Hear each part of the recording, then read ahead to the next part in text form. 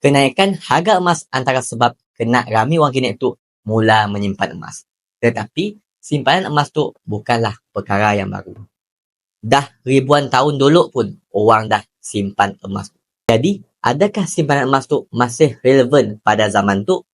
Semestinya. Antara manfaat emas terhadap keuangan, emas tu boleh menutup kebocoran wang simpanan.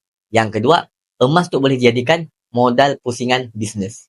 Yang ketiga, emas tu penyelamat daripada kejatuhan mata wang. Seterusnya, emas sebagai duit ketika gawat. Emas sebagai duit antarabangsa, emas penyelamat simpanan ketika muflis, dan banyak lagi. Jadi, mun dulu perempuan perlu mengumpul duit untuk dapatkan emas, tetapi dengan public gold, perempuan boleh menabung dalam akaun emas skep serendah RM100 dan impian untuk memiliki gold bar yang seberat 100 gram kedak tu bukan lagi mimpi. Jadi, perempuan hanya perlu berusaha untuk konsisten menabung.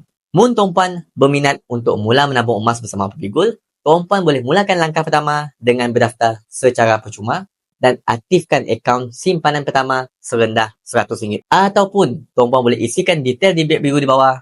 InsyaAllah, kami akan bantu perempuan sebaiknya.